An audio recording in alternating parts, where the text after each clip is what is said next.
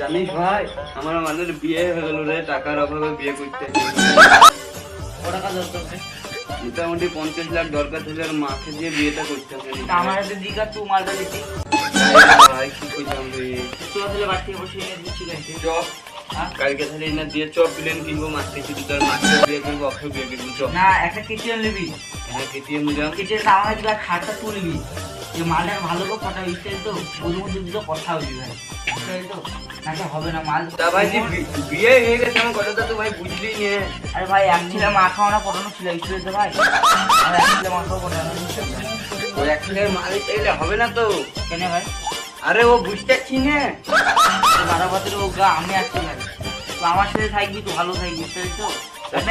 ছ ছেলে মার সাথে রান্ধে বাগেরা সাথে করতে যাও আমাদের কাছে বিয়ে করবি খুঁজ এখন কথা শোনাবি ভালো করে বুড়ান বসে থাকে ভাই।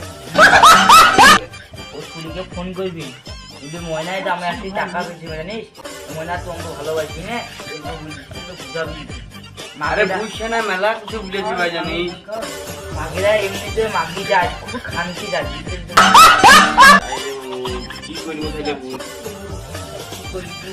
বিষ খাবো, মিষ্টি খাস না। শোন, একটা মাগে গেলে আরেকটা মাগে আসবে, একটু ভাববি মাথা আগে তাহলে চ মামু, আমার আজকেই বিয়ে দিতে হবে, আজকে এই মুহূর্তেই বিয়ে দিতে হবে আমাকে। রান্ডে ফান্ডে ও রান্ডে ফান্ডে দেয়, বিয়ে বিয়ে করছিল জানি না, তুই আমাকে কুটি পাবি, আজকে আমাকে বিয়ে দিতে হবে। আজকে করিস না। শোন মামু, তুই বহু দেখুন বয়সে কম আছিস, আস্তে আস্তে হবে, হবে না, এক্ষুনি দিতে হবে। কম বললে হবে না।